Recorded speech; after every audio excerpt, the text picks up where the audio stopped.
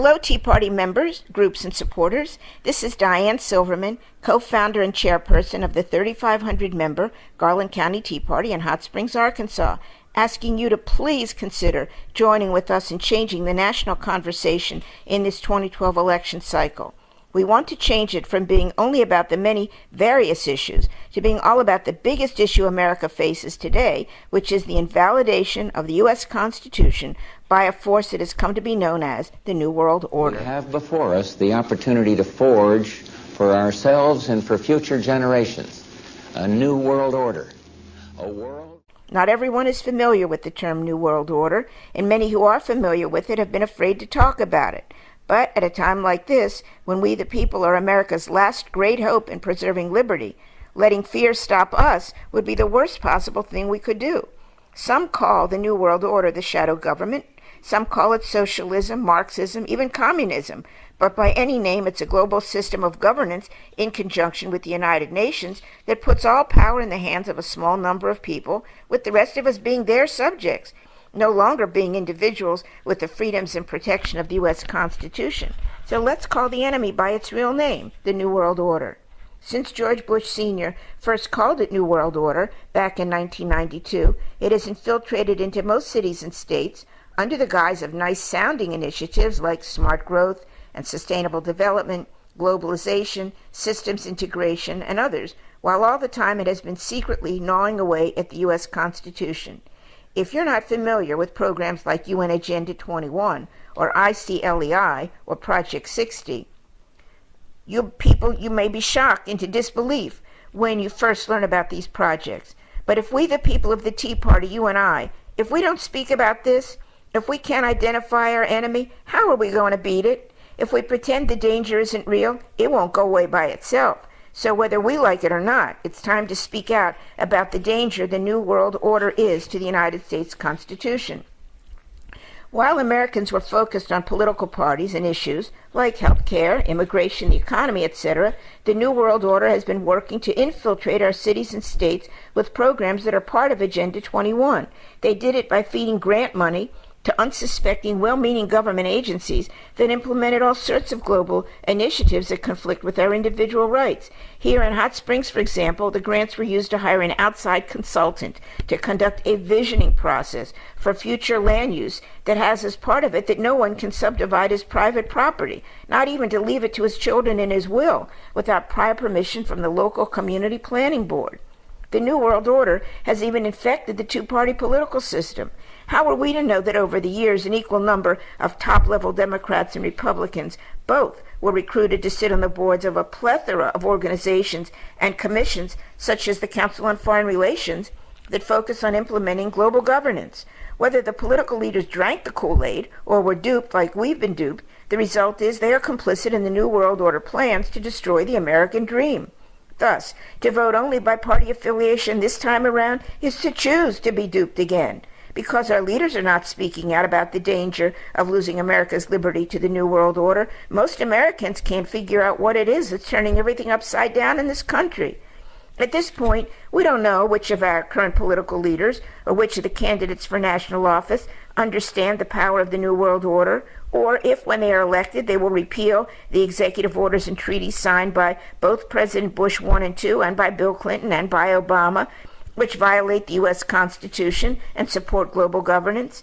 Unless the people of the Tea Party take the bull by the horns and get America talking about the 2012 election as being a choice between the U.S. Constitution and the New World Order, the 2012 election will end up being a choice for the lesser of two evils, and the real winner will be the New World Order.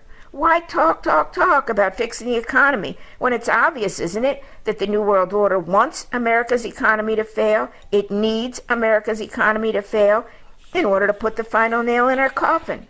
As long as America stands, it makes it tougher for global economic system to take over.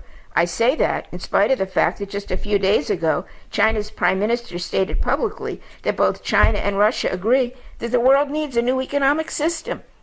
Some people in America think we have to elect a Democrat to ensure cradle-to-grave care and redistribution of wealth via taxes to create equality for all. Some people think the Republicans need to win in 2012 to lower taxes and fix the economy. And both the D's and R's still think that when candidates tell us their views on the major issues and we agree with them, that we should elect them. But that action repeated in elections over the past 50 years has resulted in less U.S. Constitution and more socialism.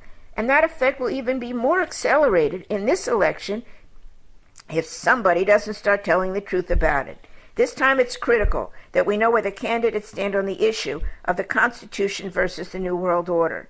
And we need to know what the candidates will do to pull us back from the brink. This is the challenge for all people who say they believe in principle over party. Those who really mean it are now called to rise to the occasion and come to the aid of the country by changing the conversation in this election cycle from being one of many issues to being focused squarely on the Constitution and New World Order. Do you know that Idaho Governor Butch Otto, a Republican, in conjunction with ICLEI, which is part of UN Project 60, a global initiative, has already given over thousands of acres of Idaho land just south of Boise to the Chinese government? The report says he sold the land to them, but reading between the lines, it seems apparent the land was given in partial payment for the American debt owed to China that we can't pay. A relatively new initiative, that Project 60, promises permanent citizenship for Chinese immigrants who come to live and work here under ICLEI. Project 60 is being sold to the American people as a jobs and economic recovery initiative for Americans, but the U.S. government doesn't have the constitutional right to own land except in forests, preserves, or national parks. So whose land is it the government gave away to create a Chinese city in the USA? Yes, I did say a Chinese-owned city in America. Patrick Henry, the patriot, would roll over in his grave if he knew that Patrick Henry Hayes, the current mayor of North Little Rock, Arkansas, is the U.S. chairman of the ICLEI. That means International Council of Local Environmental Initiatives. Another one of those benign-sounding dangers aimed at the heart of the nation. Does Governor Hayes know what he's doing? Well, I don't think he would have been invited to have the position he holds if it weren't for Bill Clinton's patronage, and Bill Clinton definitely is a New World Order guy. His fondest hope is of becoming America's first Secretary General of the United Nations. So you can connect the dots there. And this gets worse. John Huntsman, now running for President of the United States, was former governor of Utah, who recently resigned as America's ambassador to China. He's assisting Gary Herbert, the current Utah governor, in going full speed ahead to implement Project 60 in Utah. Would you vote for Huntsman now that you know he's a globalist and obviously anti-constitutionalist? Is anybody going to ask Huntsman about that during a campaign debate or in a letter? Will anyone be asking Governor Perry how he can equate the Gardasil issue, the North American Highway NAFTA issue, and other items he's approved with being someone who says he's for the U.S. Constitution? Do you know that ICLEI, which operates in conjunction with Project 60, codifies regulations set forth in UN Agenda 21?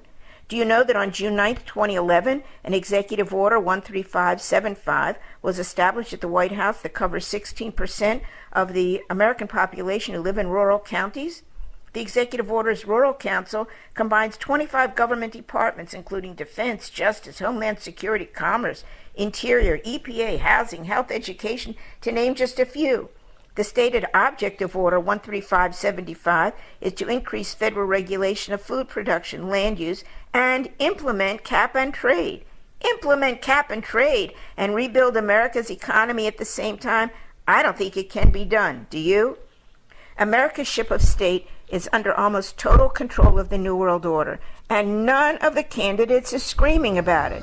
We're sitting on a ticking time bomb. Where are the people who have the courage to tell the truth about it to the American people? If not the Tea Parties, then who?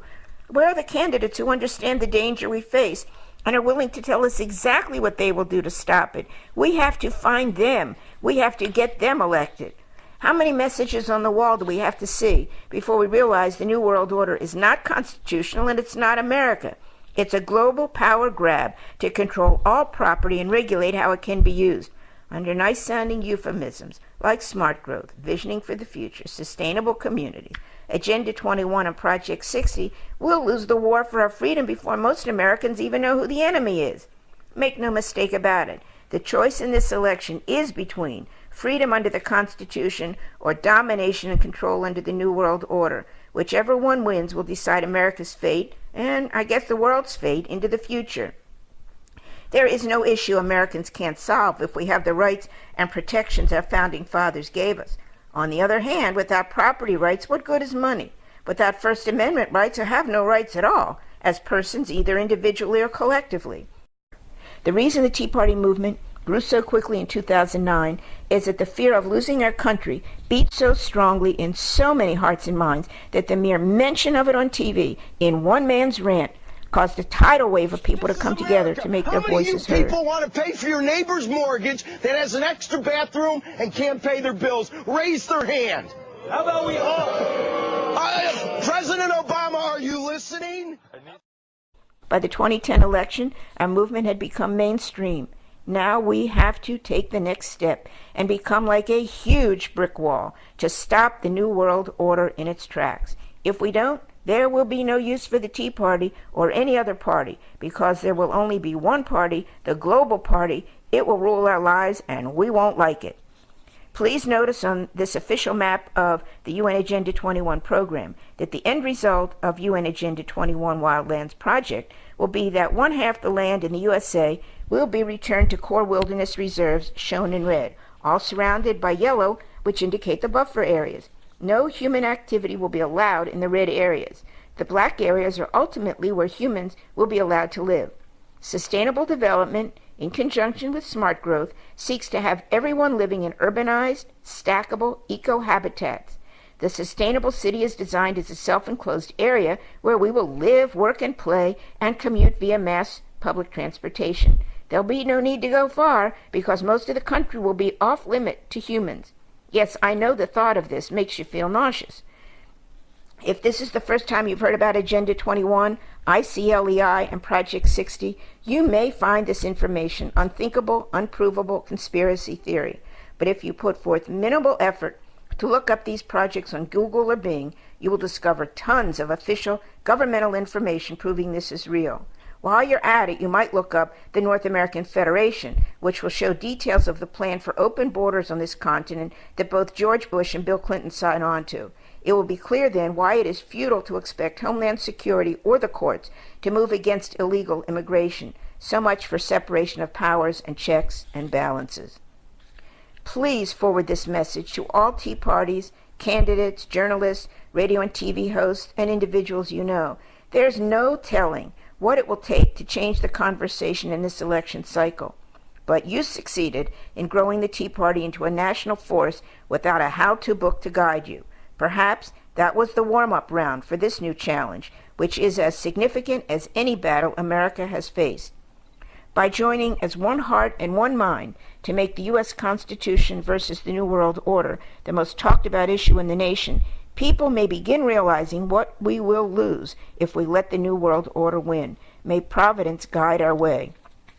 During the week of September 11th to 18th, the Garland County Tea Party is holding seminars at our county fair on the topic of U.S. Constitution versus the New World Order. Saturday, September 17th is U.S. Constitution Day. Let us know if your group is also planning to hold an event that day.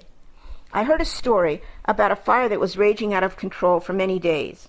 It was getting very close to a major city. A news reporter asked the fire chief what could be done to save the city. The chief replied, "Nothing can save us now except a shift in the wind."